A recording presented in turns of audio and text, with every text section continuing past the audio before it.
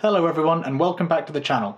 In today's video I'm going to do something slightly different. Instead of talking about music or stuff like that, I'd rather do a more chilled out, I've got a cup of tea here, chilled out discussion video about the state of the games industry in terms of how Warcraft's development is and how it will go in the future, specifically in relation to classic servers. So, the title of the video is going to be something like, how does the release of classic servers affect retail World of Warcraft?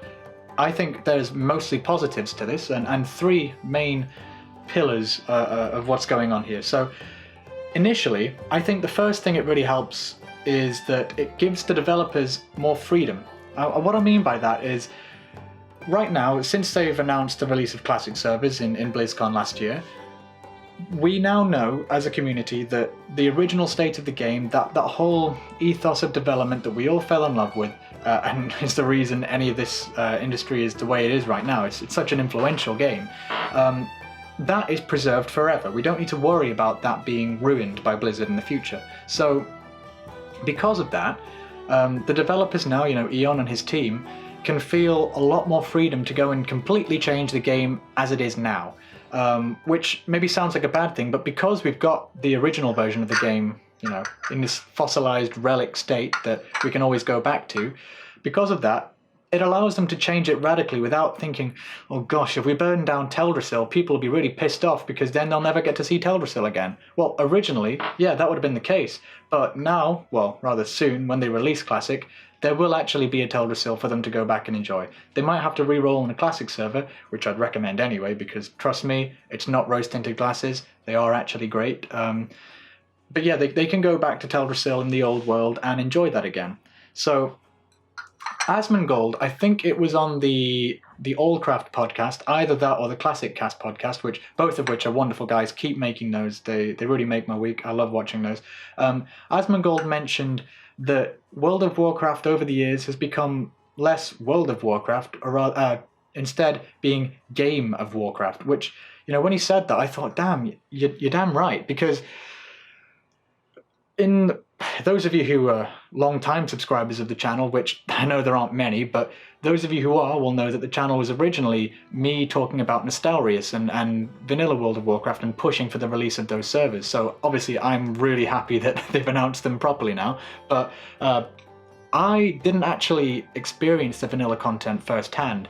I started an early Burning Crusade, so I never actually got to Outland during that expansion, so I was basically questing through vanilla content back then. But nowadays, a couple of years ago, for Nostalrius, I leveled from 1 to 60 on a Troll Mage, so I experienced that content firsthand, and I can tell you it's not rose-tinted glasses. What Asmongold means with the Game of Warcraft idea is that back in the original version of the game, it was really much more about the world than it was about any gameplay or, what your rotation is or how much sick DPS you can do. It's more taking your time, leveling slowly. In fact, as soon as I reached the level cap, I actually stopped playing. I thought, all right, I'm done. I didn't actually want to do Nax raiding or anything like that. I was purely enjoying following the storylines of the quest and taking my sweet time to level. It took me a long time.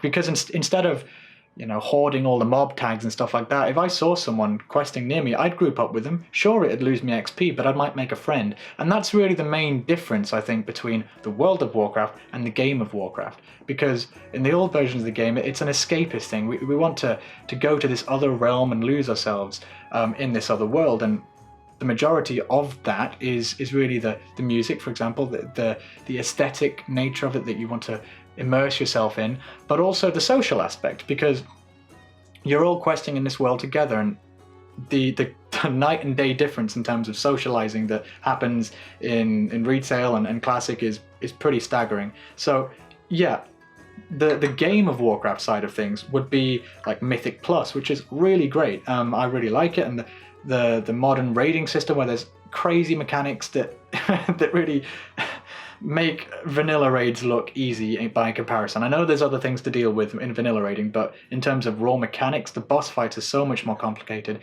that and the actual actions per minute, it's almost like you're playing StarCraft or something. You're slamming your keyboard.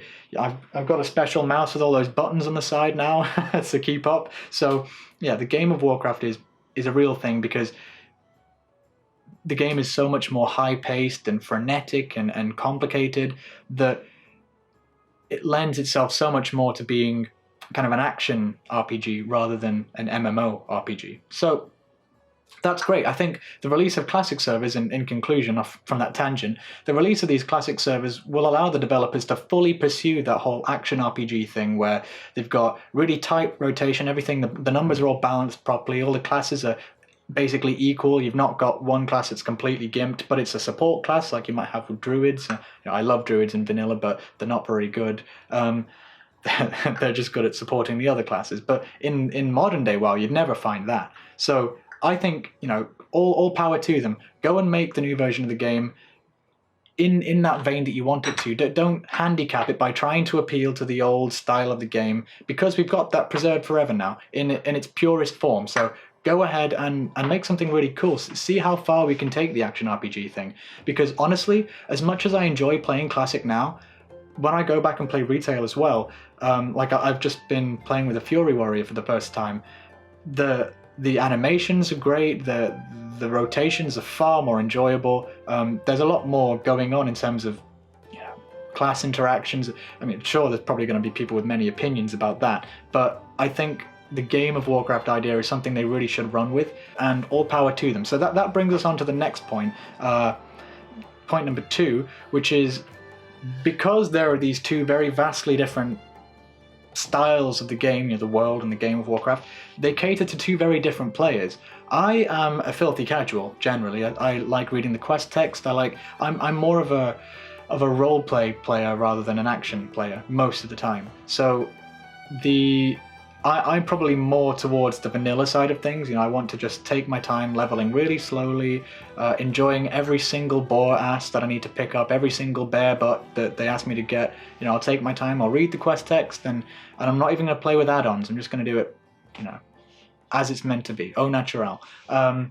So there's that kind of player, and there's the more, I don't know, Asmongold types. Maybe that's not what he's like, but the types that they want to maximize the DPS, the preach gaming types, the real raiders, the guys that are hardcore. Because we've got these two different products, I think it's going to be a really great opportunity for maybe the community service team for Blizz is going to have a bit of an easier time of it, because there'll be less people saying, oh make the game this way, or you're not catering to me, because there'll be two different games for them to play. The hardcore DPS, maximize all of my cooldowns, get the rotation working right, they can go and play Game of Warcraft, and it'll be optimized for them. And those of us who like to chill out and chat instead of raiding and just press Frostbolt again and again and again, we can do that instead.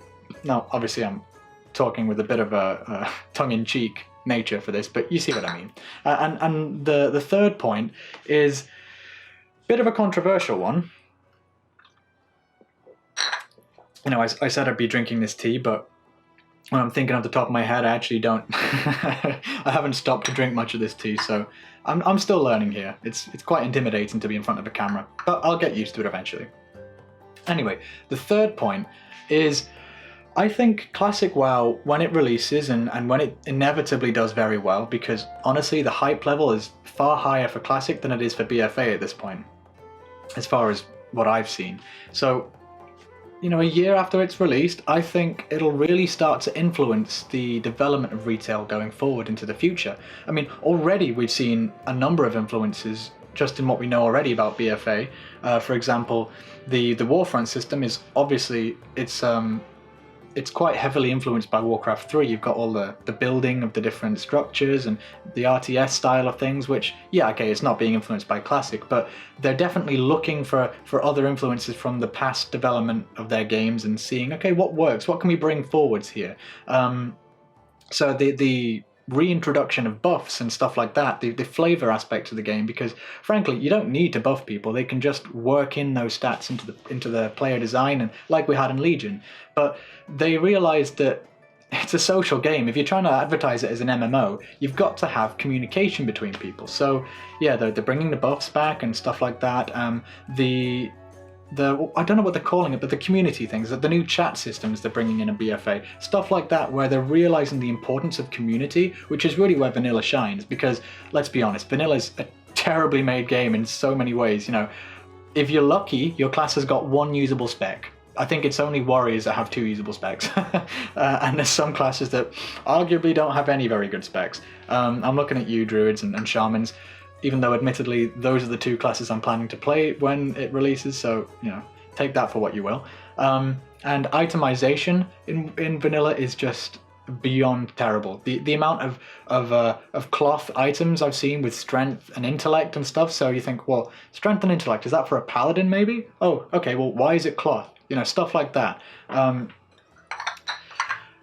I think those aspects of the game, yeah, we can leave those, but the socializing, the need, because the world is so dangerous, the need to group up with other people, and because you can't just go on LFR or LFG and find a group already, because you have to communicate with people, those social interactions is really what people like about Classic. So I'm expecting and hoping that the success, the inevitable success of Classic servers when they release, will influence the future development of retail. And those of us who miss the MMO aspect of Warcraft might see, going into future expansions, that the development team is clearly going to be looking at the success of Classic and thinking, oh, maybe we're wrong. You know, maybe we should actually start making this less of an action game and more of an MMO again. So these are just some ideas, guys. I've been thinking about it, but clearly I need to think these ideas through, and frankly, we just got to see how it goes. It's not... We've had no news yet, and it's been 6 months since the release of Classic, so I'd be very interested to hear what your opinions are. I know it's maybe some controversial stuff here in this video, but I'm just spitballing, so please leave any comments just down below there. I promise you I'll read and reply to all of them.